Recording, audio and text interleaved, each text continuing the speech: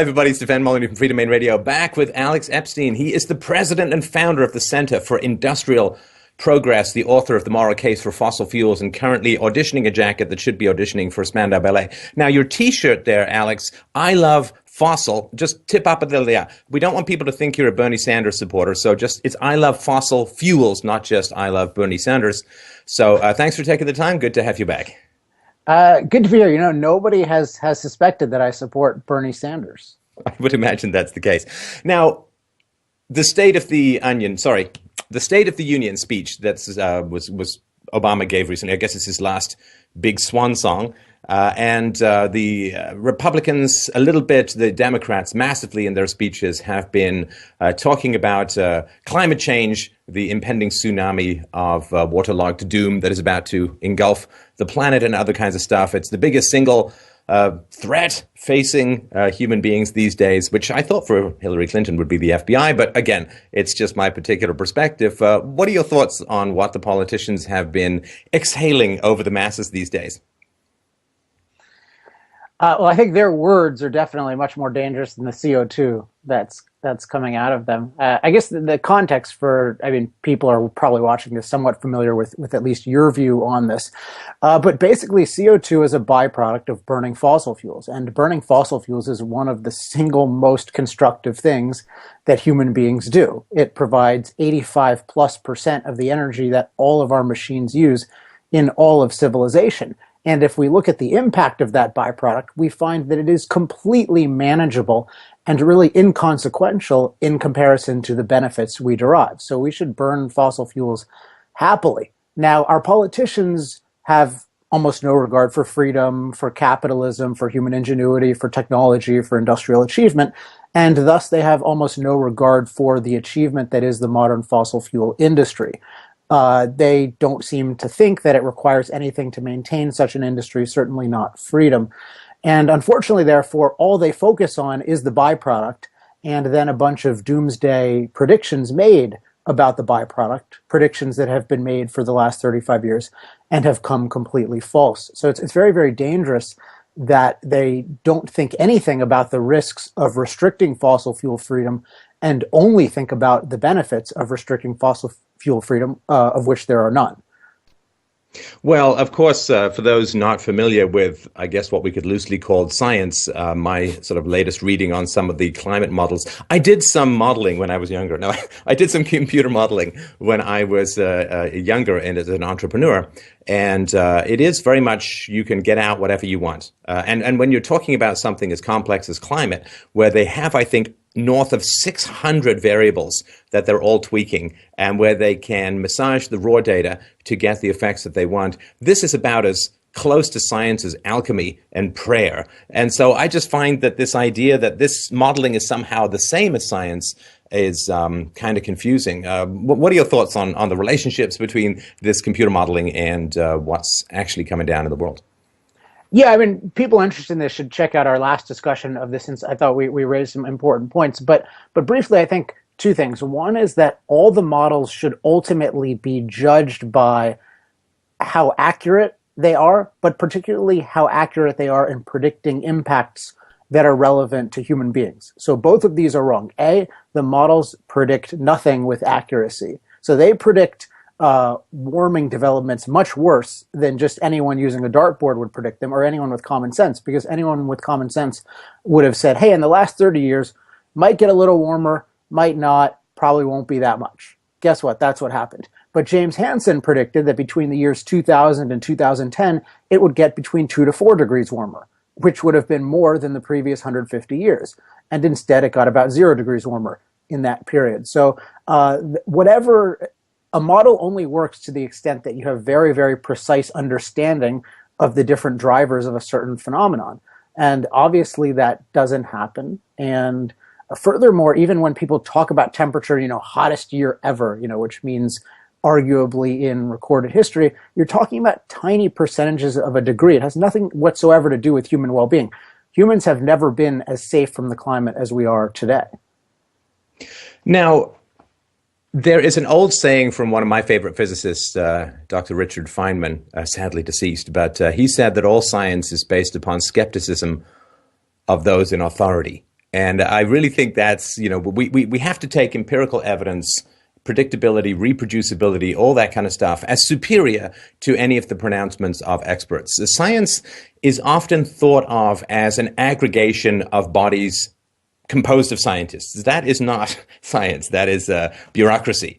Science is not consensus. If science were consensus, then of course we'd still think that the world was flat and sat on turtles forever if consensus could never be overturned. Science is a very rigorous process of coming up with your hypotheses and testing them against the physical evidence. And that is not what is going on in the climate world at the moment. And the idea that, there'd be ideas floating about, like maybe it should be a jailable offense to be a climate skeptic, or maybe it should be classified as a mental illness.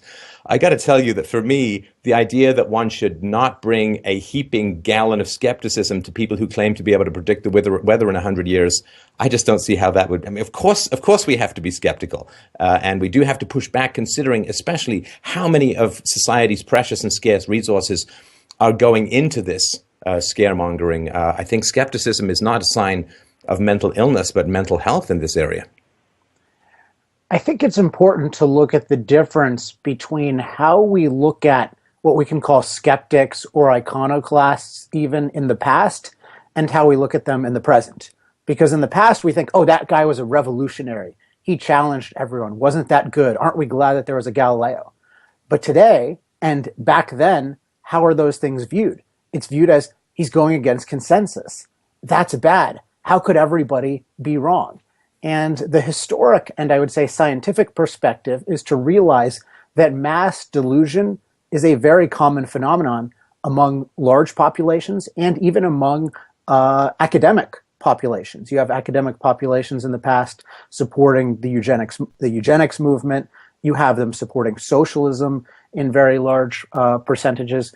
So when people start talking about people agreeing versus evidence, you should be more than skeptical. You should be contemptuous of that kind of methodology. Look, hey, Bernie Sanders, if you want to cite something that's been proven, explain to me exactly what climate dynamics have been proven, and I would love to hear your proof. I'm sure if you asked him, though, he would be like the head of the Sierra Club when Ted Cruz was grilling him on the floor of Congress, which is to say he'd have no idea, and he'd turn back to ask his advisor, and all his advisor would have to say would be 97%. Right. And of course, if in my fantasy in the future children were taught logical fallacies, that would be, of course, be the argument from authority and so on, which would have no validity, which is probably one of the main reasons why they don't teach it. If they taught logical fallacies to children, I don't know what political speeches would be. Hi, bye, because everything in between is kind of like a logical fallacy, and there would be no meat of nonsense in the sandwich. Now, what's coming up at the moment? Of course, everyone and their dog on the right is congregating in Iowa. Iowa, well known for its bathroom off a hooker's butt sniffing of the ethanol subsidies. And I wonder if you could get some of your thoughts on ethanol and its relationship to fossil fuels. Because, corn is a lot newer than coal, so that's better, right?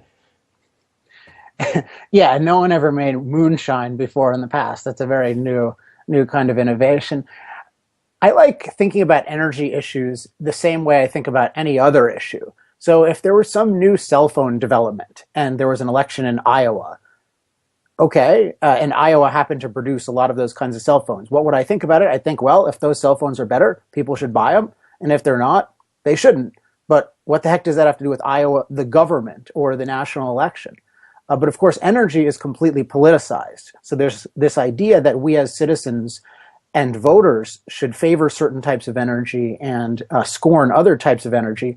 And thus there's this argument in Iowa over favoritism. Should we favor this moonshine / corn ethanol or not? And my view is no, there should be no favoritism. But there's this thing called the Renewable Fuel Standard, which is partially code for ethanol mandate, which requires us to use in our gas tanks, whether we want to or not, whether it makes technical and economic sense or not, to be forced to use this moonshine in our fuels. And that's wrong. And I went to an early Iowa discussion among all the different candidates. And this wealthy businessman brought them all there. Of course, he could get them all there. Why? Because it's Iowa and it has this sort of ridiculously early political influence.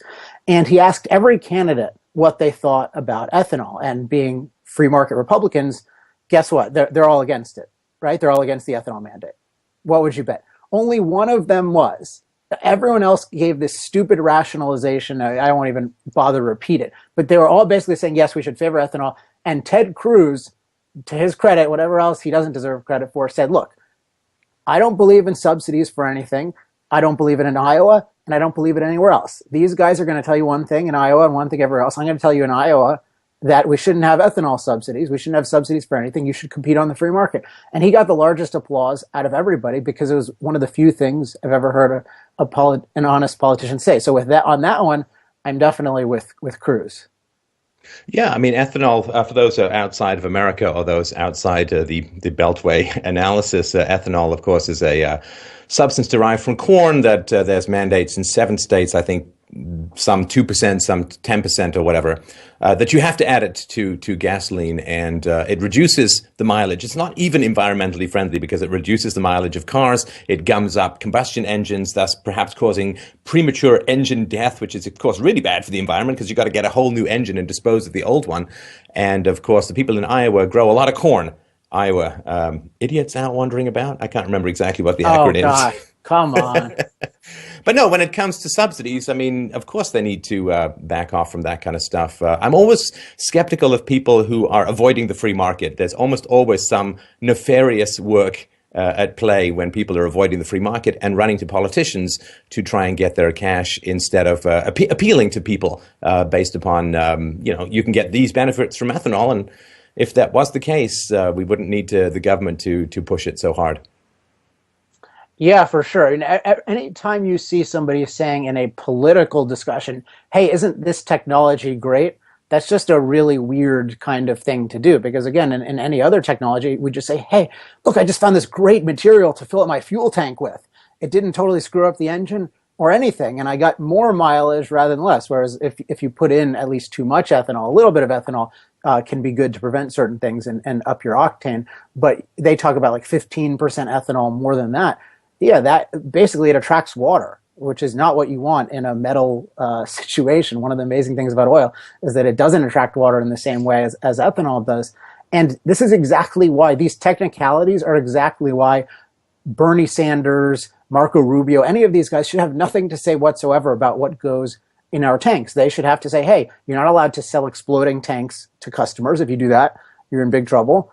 You're not allowed to lie about it. But beyond that, I mean, stay out of the fuel tank. You could have stay out of 100 different things that should be the motto of this election. But on this one, just stay out of the fuel tank and we'll come up with intelligent solutions. Well, and, I don't know what Cruz said, and props and praise to the guy for standing in front of a bunch of people receiving subsidies and telling them some basic facts. The case would be that you can either get a hard landing of subsidies ending, or you can get a soft landing. And I know Cruz originally put in this legislation that said we're going to just cut them off completely, and then that failed. He put in another legislation that says we're going to taper it off. These subsidies are going to end. This is something that I think people don't like. The subsidies are going to end one way or another because, as America sails past $20 trillion in debt, it's just going to run out of cheddar to hand out to people for their votes. The subsidies are going to end. They're either going to end abruptly, or they're going to be something that can be tapered off. But, this idea that it's going to go on forever is a complete fantasy. And I think, to Cruz's credit, he is telling people, not only is it morally wrong to use the government to force people to buy your products, but it's impractical because this subsidy has turned, I think, about 5 million acres of land that formerly were parkland or reserved land into land that is producing corn. And what is going to happen when the Iowan farmers who invested so much time, energy, and effort, and perhaps even exhausted their soil, which is why they have to expand so much, when the subsidy ends, as it's going to sooner or later, the longer it goes on, the harder it is for them to retool and the more bankruptcies they may face. Yeah, they also need to get rid of all the farm subsidies. And those, if you want to talk about subsidies having an end point, those are a case against that because those things just go on forever. Now they're always renegotiating them. But just what is wrong with leaving people free and letting them compete? Like, it's just so, people have this idea that a sophisticated government is one that's constantly thinking of new ways to force you to do things. Whereas a country that's actually sophisticated is one in which sophisticated individuals are free to make sophisticated decisions including sophisticated, difficult choices such as maybe I should leave my farm because it's not the most efficient thing to do right now. It's just amazing how having a basic understanding of the value of freedom can solve all of these problems. But people think, oh, that's just too simple. No, it's not. What the government does is simple. What the government is doing is unleashing the ingenuity of everyone else to voluntarily solve all of these problems together. So not that that's new to you, but it's so true, and nobody discusses it. Well, I mean, we want fewer farmers. I mean, that's just the reality. Just as we want fewer people to mop floors and we want fewer people as cashier rate, And because fewer that liberates philosophers. people to go and do something else. Like 100 years ago, 70% of Americans were involved in farming. That number is now down to about 3%. 70 down to 3, that's 67% reduction. But somehow if you go down another percentage point, it's the end of the world. And that, I think, is what people don't understand. We really desperately, to advance as a culture, to advance as an economy, people must be thrown out of work. It's very easy to get full employment, simply ban farm machinery and have everything picked by hand, or have a mandate that says everyone has to cut their lawn with toenail clippers or something, and you can get full employment. But the point is that we want people to have their jobs automated. We want there to be fewer farmers. We want there to be fewer of everyone in their current occupations, so that we can all go and do new stuff, which is going to add more to the GDP. But of course, as farms begin to diminish, farms and weather are two things, based upon sort of our agricultural past, people are kind of hardwired to feel nervous about. But we want there to be fewer farmers, and the subsidies are preventing farmers from being liberated, from automating and going off to do better things with their lives. I think that those of us who have started our own ventures, who are any kind of entrepreneurs, have a more just intuitive perspective on this issue. Because if I think about my own business, especially when it was just me, any tool I could get my hands on that would take away X amount of my time and turn it into X divided by 4 was great. So if I think of my brain as having parts and my time as having parts, I loved getting rid of those parts, because then I could do more. But that's the same with any individual. If you can become twice as effective on a farm, that either means you can stay a farmer and be twice as effective, or you can do something else, and with the equivalent kind of technology that would make you more effective there. So ultimately, everybody has to think of themselves as really entrepreneurs. You're just figuring out what's the highest amount of value you can create. And the idea of looking at a machine as your enemy versus your friend is exactly backward. And when it comes to sort of world political stability, if we can get this sort of view from Mars of the geopolitical landscape, I'm really concerned that farm subsidies, of course, cause an overproduction of crops, and as one of the many distortions that they produce.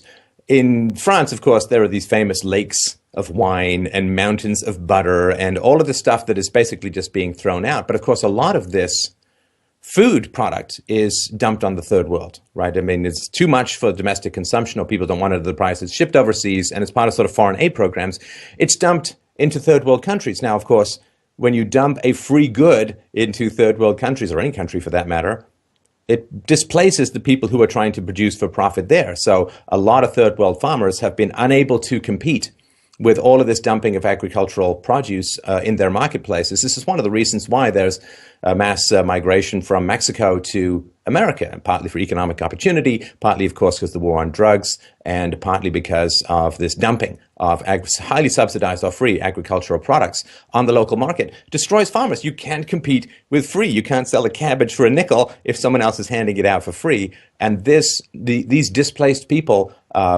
are causing a huge amount of political unrest, and it's, I think, part of the migratory patterns around the world. I mean, there's other reasons for it, of course, but these are the kind of ripple effects that can happen from subsidies that I don't think people can really trace through to what's actually happening on the ground in third world countries.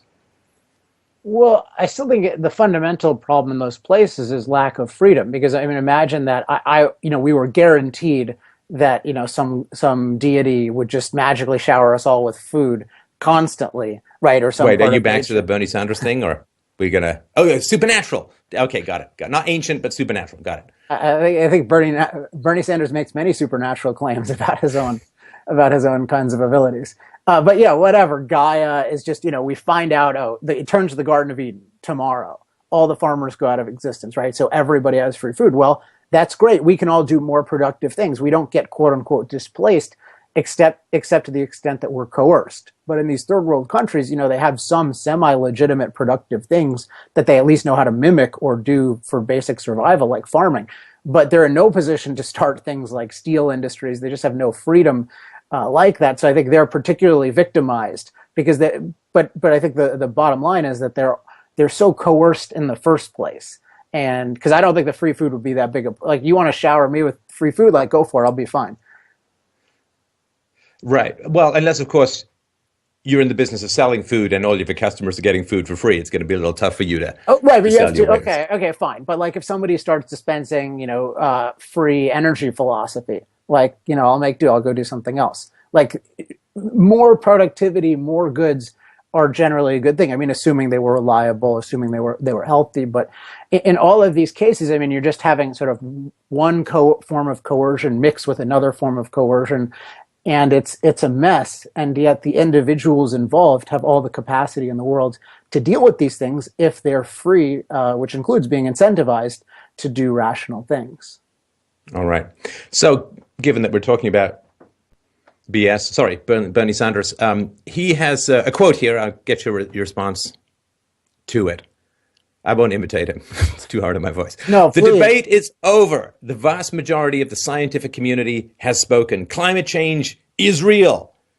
We will act boldly to move our energy systems away from fossil fuels. And Alex's T-shirt, I think he mentioned that specifically, toward energy efficiency and sustainable energy sources like wind, solar, and geothermal, because we have a moral responsibility to leave our kids a planet that is healthy and habitable. Cue applause.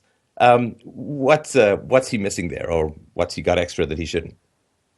Well, that's a long discussion, but let's just look at the beginning of it and the end of it. So at the end of it, he says a planet that is habitable. Well, sign me up for that, right? I think everyone on this show right now at least wants a habitable planet. But then he started with climate change is real. So notice the disconnect between climate change is real and a habitable planet. But so his implication is, well, if climate change is real, then the planet must be becoming uninhabitable. But that's not at all true. That would have to do with who's causing it, but primarily what's the magnitude of it? What's the magnitude and direction of it? Is it this massive catastrophe that's growing and growing and growing and going to make our planet uninhabitable? And that's precisely what there's no evidence whatsoever of. And in fact, there's evidence of the opposite. The evidence is that the more fossil fuel we use, the more energy we have, the more infrastructure we can build, the more habitable our planet is. Nature doesn't give us a safe climate that we make dangerous. It gives us a very dangerous climate that we make safe. So this climate change is real is just a truism that's deliberately vague. The whole issue is what's the magnitude of it and what's its relationship to human life. And I'll relate this to one thing, because you mentioned State of the Union. Barack Obama, what did he say? I'm just going to look at my Twitter on this, because I was tweeting on this issue, and Barack Obama said, quote, "If anybody still wants to dispute the science around climate change," and my response to him, he didn't actually respond to my tweet, believe it or not, is, "Hey, Barack Obama, in what scientific field are magnitudes not disputed?" All right, that's the whole thing. It's constantly in science, you're disputing, hey, how big is this? What's the function? What's the equation? What's the magnitude? And what Bernie Sanders is trying to get away with is saying, hey, everyone can agree there's some magnitude of impact on climate by us, so we all must be able to agree it's a catastrophic magnitude. No, step back. I don't agree with that at all, and there's no evidence of that. So for him, what's interesting, people might ask, why is it that the statists are so attracted to this issue, and that people on the free market side are more repelled by it? Now, sometimes people say, well, it must be because everyone on the free market side has religious faith that God would never let this happen. Well, I don't have any kind of faith in anything, so I just have evidence. So that's not me, and I know it's not you. So no, so that doesn't work. But what I do have is a very big appreciation of freedom and a fear of anybody coercing me in any way, particularly with regard to my energy. Now, what you have on the statist side is not a history of doing wonderful things with science, exhibit eugenics, Nazism, communism, what's the guy who starved all the Soviets with Stalin. There's not exactly a good history there. So we don't have a pro-science and statism correlation at all. what we do have is, and I lost my train of thought for one second. Oh, no, what we do have is a love of anything that will rationalize coercion against the individual. And so, and it's really powerful if science with a capital S justifies it. So Bernie Sanders, who's never seen a free action he doesn't want to coerce, is in love with the idea that the fundamental thing every machine in civilization does, which is emit CO2, must be wrong and must be restrained by his holiness. So right. That's what's behind it. Well, and when all roads lead to Rome, you've got to question the objectivity of the road builders, right? I mean, the reality is that every environmental disaster or potential disaster is used for an expansion of state power. And even if we accepted every conceivable premise of the climate change movement, that it's human caused, that it is catastrophic, that it is imminent, and that, it's going to make the planet uninhabitable unless we somehow reduce our consumption or production or utilization of energy, even if we accepted all of that, none of that in any way, shape, or form would argue for increases in state power. In fact, I've argued the opposite for many years. Say, look, if you believe in catastrophic anthropogenic climate change disaster scenarios, then you have to get rid of central banking, because central banking borrows and prints money, which massively increases present consumption of resources and energy. You know, America's $20 trillion debt, not to mention its $180 trillion unfunded liabilities, the $20 trillion in debt, which is 16 or 17 months of America's entire GDP output. The $20 trillion in debt is $20 trillion of present consumption that is going to have to be paid for by some form of lowered consumption in the future. So if you care about the consumption of natural resources, the capacity for the government to create, borrow, and print money is the ultimate disaster for the environment. But I've not seen a single group outside of me say, well, gosh, borrowing and printing money is a really bad thing because it accelerates our present consumption of resources. So the best way to solve climate change is to go back on the gold standard, which is an eminently defendable and rational position. But it's never that. It's always, here's a disaster. The solution is more government. And I think that's why people push back on the disasters, because it's always leading to the same place. Well, I don't like going too far into these scenarios of, well, if you really cared about the environment, this is what you would do, because I really care about the humans, and I believe the environment is a means to the humans. So in terms of all of that spending, that's really bad. But at least, in my view, we've gotten some industrial benefit from it in the present. Now we have to pay for it in the future. That's very unfortunate, and that's very sad. But I don't judge. I'm a humanist. I don't judge anything from an environmentalist standpoint. And even the climate issue, from the environmentalist perspective, the catastrophe is just if we change nature at all. From a human perspective is if nature gets to be uninhabitable for us. And what we've done has made nature much more habitable for us. So again, score one for us. Doesn't justify the debt, doesn't justify central banking. But I think from a human perspective, we're doing the right things. You just need to be responsible with your long-term finances. Now, given that I have a habit of new listeners and then annoying them, I wonder if you could join me on a trek down peak oil. According to the theories that I grew up with as a kid, we were going to run out of oil and all be eating, rocks and sand and each other by like 1980s in England and so on. The recent somewhat precipitous decline in oil prices would seem to push back a tad against the theory of peak oil. I wonder, obviously this is something that's come up for you repeatedly in Q&A sessions and all that, but the people who talk about peak oil must be missing something, otherwise the price couldn't be going down as fast as it is. What are they not understanding about our consumption of resources?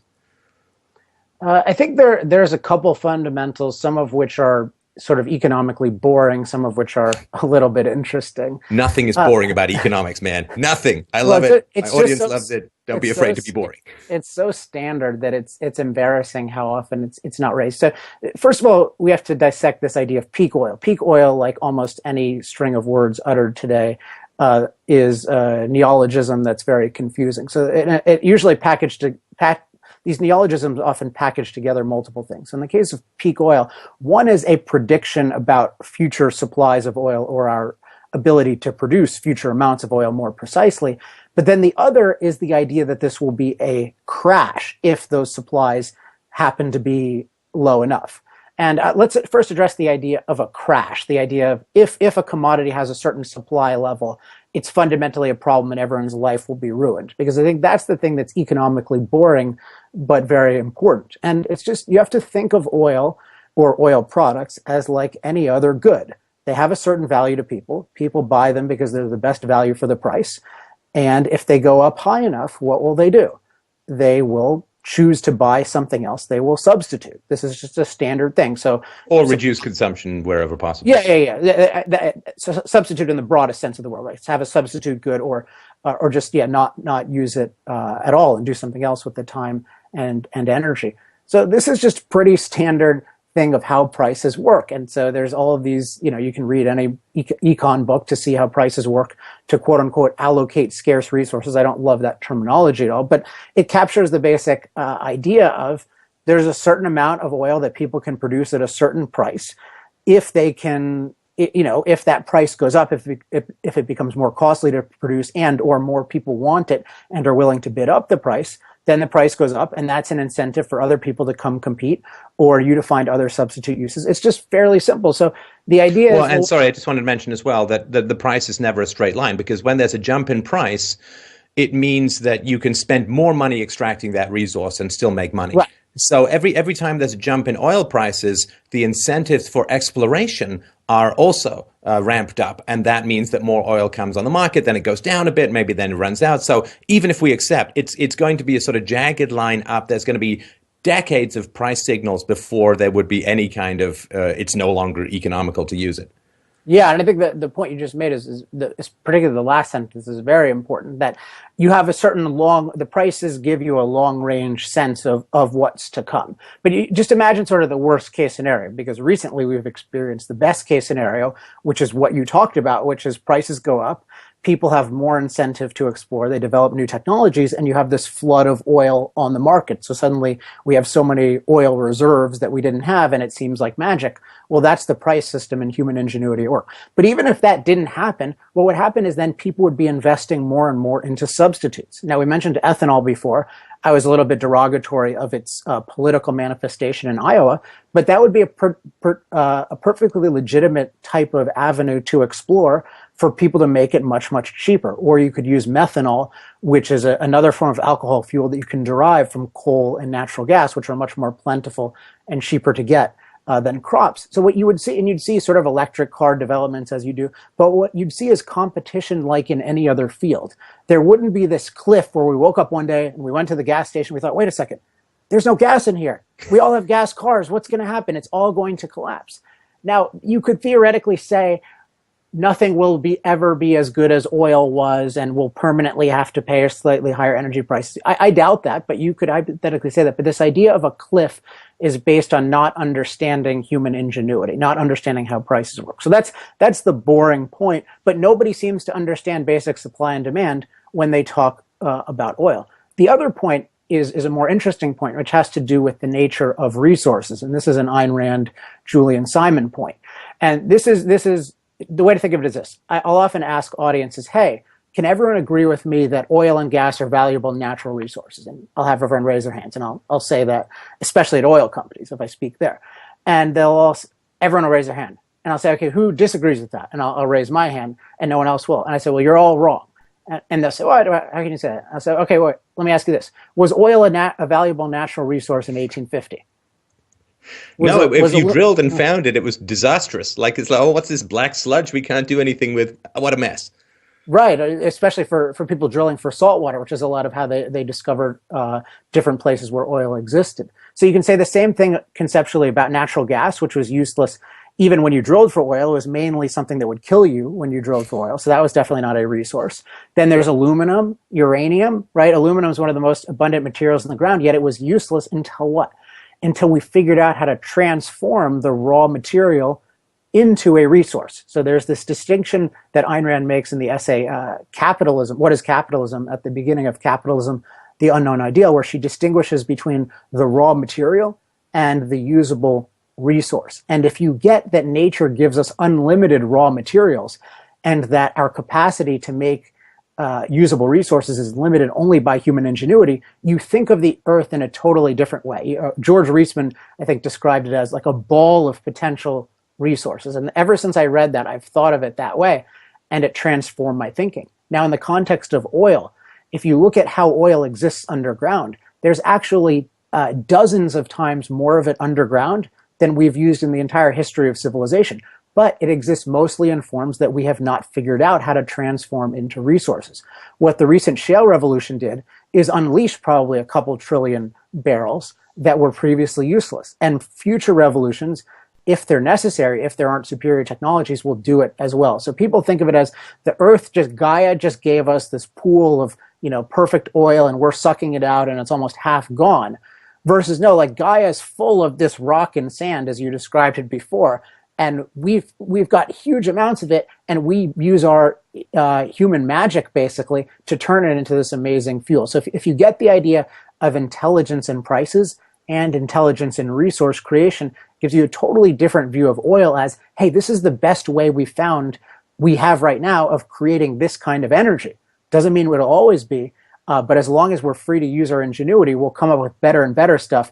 We won't be stuck eating rocks and sand.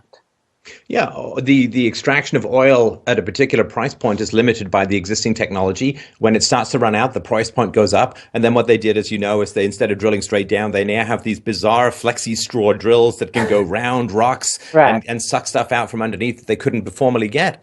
And so this idea that resources are like a fridge full of food, there's no grocery store, you're not farmer, so you're just going to run out and starve to death. That's good. It doesn't help that. people understand that. A fridge full of food. Yeah, and you think about your own fridge full of food. The resource behind that is your creative capacity to put the food in the fridge in the first place. So that's what you want to protect. You don't want to be, worried about peak fridge. Now, of course, there is a scenario by which you could suddenly run out of oil. And we've seen some of it believe it or not, there's a helium shortage in the world, which matters more than just for my daughter's birthday parties, but apparently is used in a lot of medical treatments as well. The scenario under which peak oil could conceivably occur is if government mandates low prices for oil like way outside market range. In other words, if the flexibility of supply and demand is not allowed to operate, government artificially keeps the price down. It'll stimulate overconsumption while at the same time holding back capital investment because you just can't invest enough to get the money out of it if the price is kept low. And then there won't be any more. They'll suck up all the oil they can at a particular price point, and then you might suddenly run out. But that's nothing to do with the free market. That's like peak economic mismanagement, which is just economic mismanagement. That's very different from, I think, what people are thinking about in terms of some supply and demand thing. Yeah, and more broadly, the government can make oil scarce immediately in many, many ways. I mean, if we talk about the fossil Bernie Sanders, think about his different kinds of plans. So if he wants to, let's say he wants to add a tax on CO2 that will drastically limit fossil fuel consumption. Well, to do that, in my view, you'd have to add dozens of dollars on every gallon of gasoline to seriously displace it. And for solar and wind, how are you getting from solar and wind to a car in an efficient way? It just doesn't. Even electricity, it's super inefficient and unreliable. But the idea of replacing auto fuel with any kinds of, not being able to use coal, oil, or gas at any stage of the chain, who knows what the tax would have to be. So let's say it's $100 a gallon.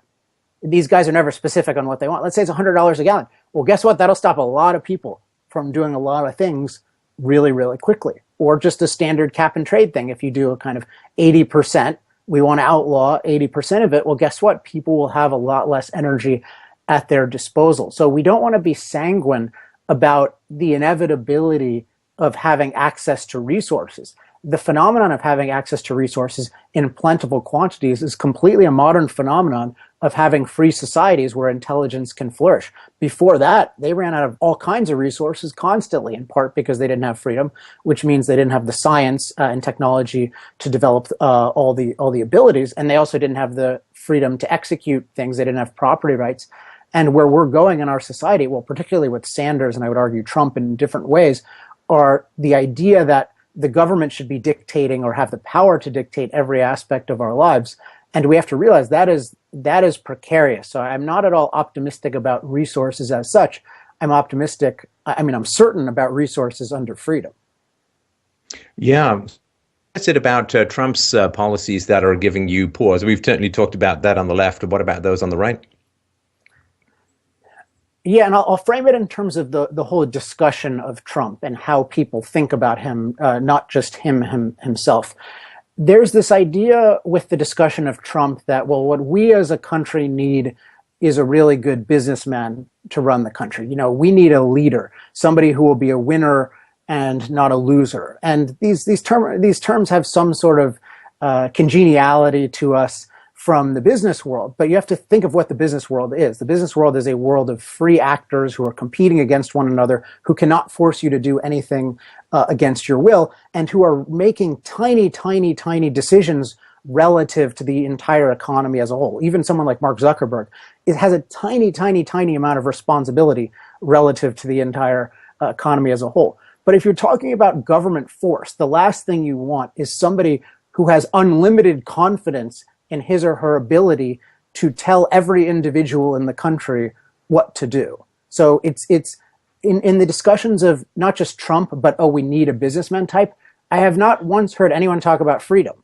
Whereas if you're a real businessman, if you get that, if you get the kind of system that made you successful, you have to realize that your focus should be on liberating individuals and their ingenuity. But I have not heard these politicians talk at all about individual ingenuity. They talk about their personal ingenuity. And that goes back to the issue of sophistication. They think it's sophisticated to brainstorm with their little brain trusts of, 9 people and, hey, we have a lot of degrees. Let's order 300 million people what to do. Versus, no, 300 million individuals with brains. How can we unleash them and allow them to deal with each other voluntarily?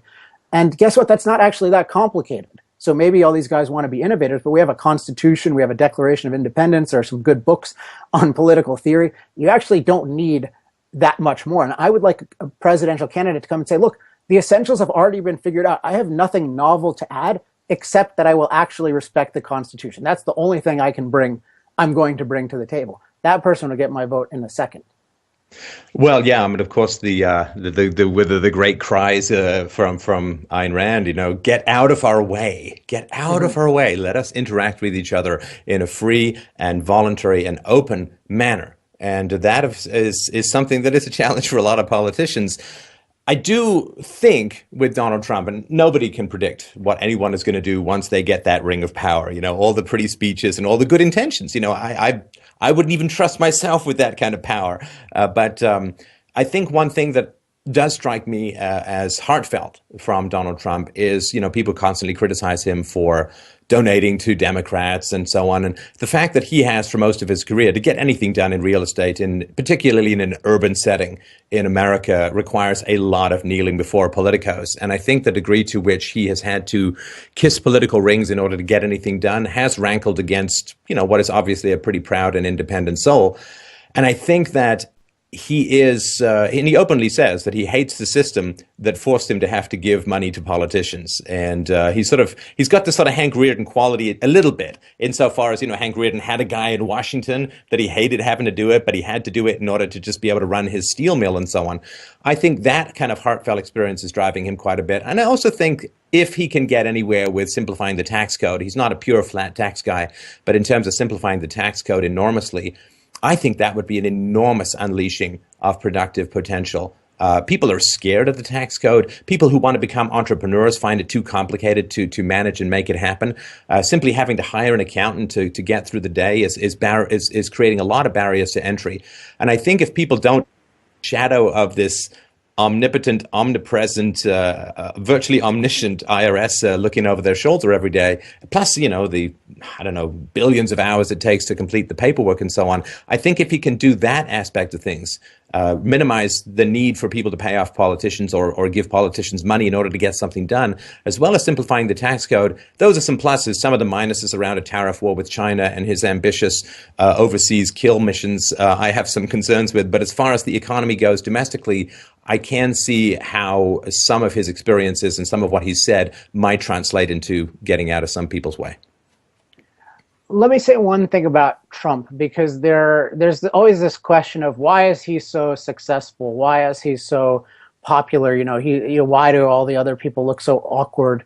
in relation to him. And there are a lot of aspects of that. But I think the aspect that's easily overlooked but crucial is his whole campaign slogan, which is "Make America Great Again." And from the beginning of his whole campaign, he has had that slogan, and he's known that for any movement, you need a positive theme, you need a cause to stand for. And if you ask yourself, what's the campaign slogan of anyone else? Maybe Sanders has one, I don't know, but none of the others do.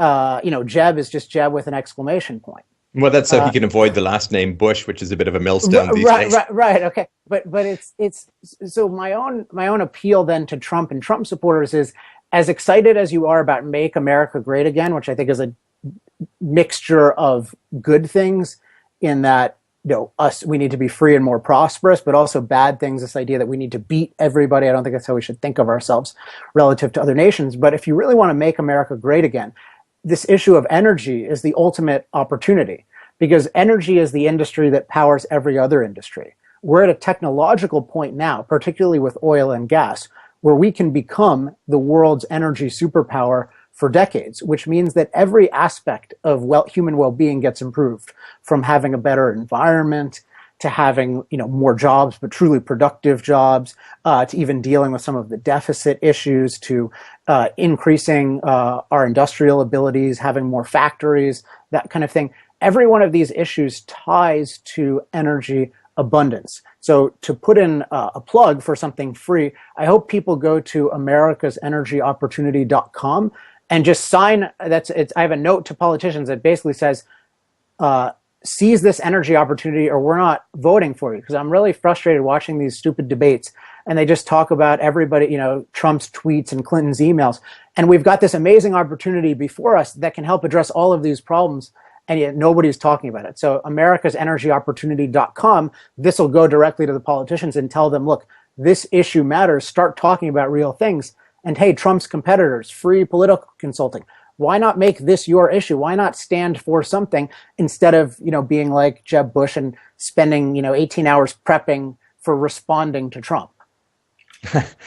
Of the candidates that you've seen, as far as energy goes, I mean, I would assume that you're probably a little closer to where the Republican candidates are. Of course, I could be wrong on that. But if you had to choose a candidate whose energy policy you would most fully support, who would it be? Again, if you don't want to answer, that's totally fine. It's kind of a personal question. Well, the reason I'm not answering yet is because I myself am trying to get people to buy on to America's energy opportunity. So the candidate whose policy I support will be the one who embraces it, who actually embraces it. So if Bernie Sanders wants to make a big shift and get rid of the whole socialism thing, I don't know where that would leave him. But in all seriousness, it's not a partisan issue. I don't think it should be a partisan issue in people's minds. It's a human life issue. Your ability to have cheap, plentiful, reliable energy, and for billions of other people to have it, those are non-negotiable fundamentals of human life. We have a country that in the last several years, despite the policies of the administration, has become amazingly good at producing that.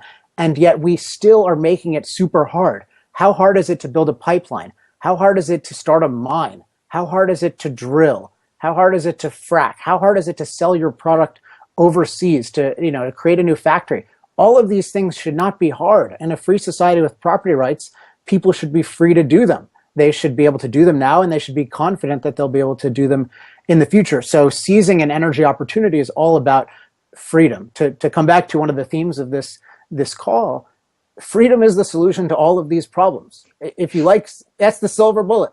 It's proven. I mean, it's this. I had this rant about Mark Zuckerberg that I wrote on Facebook because he's writing about, here's how I'm going to give $45 billion, blah, blah, blah, to all these things. And I said, I didn't see the word freedom at one time in your document. And yet we have a time-tested way of solving all the problems you claim to care about. So it's actually really easy if you're a billionaire to give away billions of dollars. It's not hard. It's not that hard because you don't think you need them. What's really hard is to support something controversial, and that means freedom in a meaningful sense, which means liberating individuals around the world from statist oppression, and including individuals in our part of the world from statist oppression. And I think people need to learn to trust the price system. I remember dozens of years ago when in Canada, they started to mandate, I can't remember exactly when they did it, but it was a big debate for quite some time about whether recycling should be mandated by the government or not. And I remember even dozens of years ago, basically saying to people, having very because people were like, "Well, of course you have to recycle," and so on. And I said, "But the price system will tell you. If people will pay to come and pick up your recycling, that means that they've found a way to make it economically efficient. And if you have to force people to come and pick up your recycling, it's because nobody can figure out how to recycle things using less resources than building something new." So if people can just trust the price system is the ultimate, quote, regulatory mechanism. It's dynamic and it's flexible. And of course, it's constantly updating based upon new opportunities. It promotes ingenuity. It works around things. It is something that if people learn how to trust it, then they won't feel the need to have basically guys with guns intervene to voluntary transactions and force people to do stuff. If you rely on the price system is the greatest free calculation of human needs, wants, available resources, preferences, denials, deferments, uses in the present. It is the greatest free economic calculation engine that is available to everyone in a marketplace. And the degree to which, this is going back to Mises, the socialism can't work because of the calculation problem. Without prices, you can't figure out what needs to be used. If people could simply just mull over how much information is contained in a bid and an offer in price, they think they could really understand how you really don't need and in fact can't have a centralized agency forcing and herding all of these resources around at gunpoint. All you need is to trust the price system and the information it contains. Yeah, and the price system isn't something that we're advocating that's sort of on top of freedom or something. We're saying, hey, rely on this. It's just a complete outgrowth. It's just a means of people communicating their productive abilities and consumptive abilities and desires to one another. It's just unbelievable what kind of product you get in the realm of communication when people are free. But just as we get unbelievable technological products when people are free. So information about what people want and how to produce it, it's no wonder that when people are left free, you get these amazing systems. But we haven't been taught to appreciate it. I just wish that, I don't know, that it wasn't seen as we're imbeciles and we need one really bright person to figure this out. And we all kind of have a sense those guys are imbeciles. So, and then we think, oh, well, if he went to Harvard, then we should be, feel safe, versus just realizing, no, we have the whole thing totally wrong. I mean, why not just, if you work in a business, any business, like let's just say 30 people, take any of these guys. Now, you might think with Trump, so I'll leave aside Trump, but you say, I want this guy to come to my business and he just gets to order us to do whatever he wants. You'd probably think, well, I'm not so sure Bernie Sanders would do the best thing. I'm not sure he would even know how to run a 7-Eleven, but somehow they're going to run 300 million people. So it's just, you have to appreciate your own mind and the contribution these people give to your lives is they're policemen, they're a bodyguard. That's what they should be good at. I can actually, I do know how Bernie Sanders would run a 7-Eleven. Not many people have this knowledge in the world, but I do. And what he would do is photocopy money, hand it to people coming in the store, have them spend that money for real goods in his store, and then think he's making a fortune. That's my particular guess, but I could be wrong. Okay, one last little rant I'm going to make, and then I'll get your closing thoughts on this, whether it's nonsense or not. But the Islamic countries, boy, I mean, it's a good way to begin a sentence. Yeah, the Islamic countries to me like complete nightmares as far as anybody who's into empiricism, atheism, rationality, free speech, gender equality, like all the things that the remnants of which make life worth living in the West. Not so much over there. And one of the things that I've thought of for quite some time is the degree to which the environmentalists who wish to keep the West pristine, what they're doing is tilting the table so that massive amounts of money go into theocracies. And that's not good for anyone, anywhere, except maybe a few people in white robes at the top of these theocracies. So I really wanted to get your thoughts, or maybe just get this out to your listeners and mine, just this basic reality that if you are going to restrict energy exploration, energy consumption here in the West, what you're doing is normally dictatorships don't make a lot of money, which is why the Soviet Union failed, which is why North Korea is currently failing, which is why Cambodia under the Khmer Rouge failed, and Mao's China failed, and so on. Normally, centrally planned, centrally organized, particularly theocracies, and of course, communism is a brand of theocracy. They tend to do economically really badly, they fail, and then free market reforms are often implemented. And the degree to which we say, well, we can't drill in Alaska and we can't have fracking and we don't want shale exploration, well, people need to consume energy in order to live. And unless you're willing to have like an 80 or 90% reduction in the number of human beings on the planet, you're going to have a lot of energy consumption. The degree to which that is blocked in the West is the degree to which you're simply fueling and funding some of these theocracies over there in the Middle East. And it is a net negative in many ways for human society as a whole. So that's your choice. Allow for sort of free energy exploration here, or slide more and more money to prop up these tottering theocracies in other countries.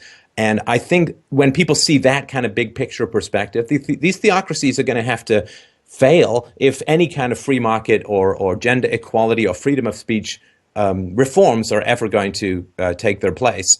And the only way to starve them of resources is to allow more domestic exploration and consumption of energy at the home. That's the end of the rant. And I just wanted to know if you think that's complete nonsense or what your thoughts are on that.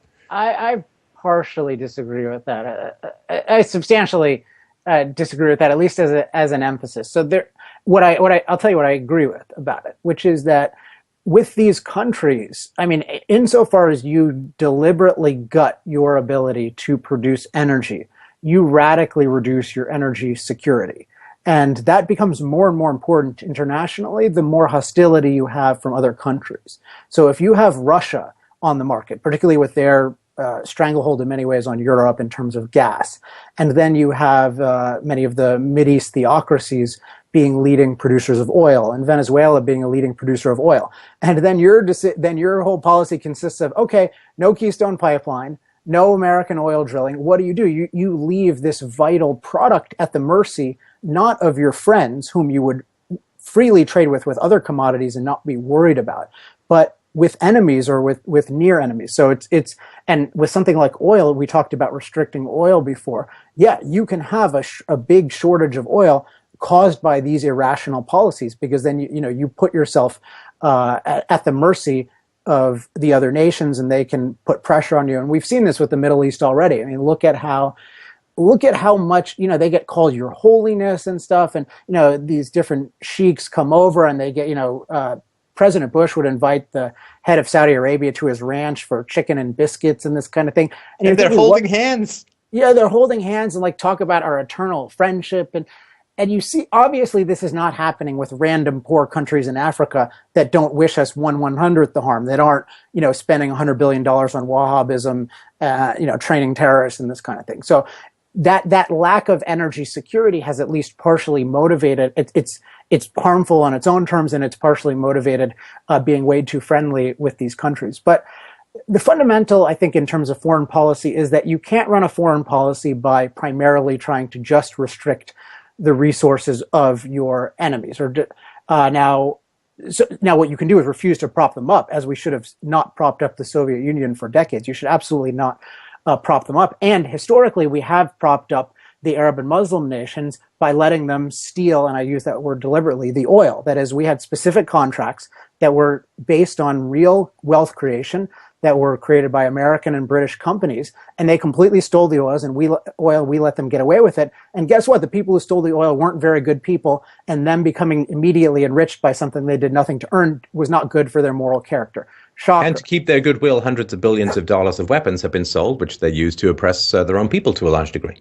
Yeah, so the whole history of this, I've talked about this before, is a mess. But the fundamental is this: a foreign policy should be based on the self-interest of the United States. Now, how to execute that is a big controversial topic, but the principle is it should be our self-interest, which means not our glory in the world, not making the world safe for democracy, but the actual lives and freedom of American citizens. And that means including when we make deals, when our oil industry makes deals in Saudi Arabia, that before us, the whole national treasury could fit on the back of a camel, literally true, that our government protects those individuals. If we're going to have individuals, if we're going to endorse the contracts, we protect them. If somebody attacks us, we protect ourselves. So you just have to have this fundamental of we have to deal with this problem. And when Donald Trump said in this very vague way about this policy about, oh, no Muslims in the country, just the wrong way of approaching it. But he said, look, we've got a really big problem. We need to think about it. I agree with that. we actually need to think about the nature of the problem and what it takes to solve it. And I think blaming oil, which a lot of people do, is an easy shortcut, because blaming oil is something we're already comfortable doing. But talking about the nature of certain cultures around the world, talking about certain groups, talking about certain nations and their complicity and their sponsorship of things, that's difficult. But if we're a serious nation who cares about freedom, which is what this is all about, we have to do this. So the point I agree with you on is energy security, and that's a big part of what again, my free thing I want to plug, americasenergyopportunity.com. So for sure we can help this issue with more energy, and we will ruin ourselves without more energy in this and many other respects. But we also need a real foreign policy that's based on thinking about the things carefully from the perspective of American freedom. Well, I'm not going to try and rebut that. It was a great case, and just wanted to say thanks a lot for your time as always. Moralcaseforfossilfuels.com. You really look at that. Look at that. It's beautiful. And it actually comes with half a gallon of oil squished in between the pages, which you can use for Brill cream. I didn't use very much. And remember, the president and founder, Center for Industrial Progress, also available for speeches. What did you do, 10 last week? I did 10 last week, yes. 10 last week. That was an experience. A great speaker, somebody who's going to be in command of the audience, and arrives in a suit made entirely of petroleum, which really shouldn't be missed. So thanks again, Alex. Always a great pleasure. I'm sure we can do it again. All right. Thanks, Stefan. Thanks, man.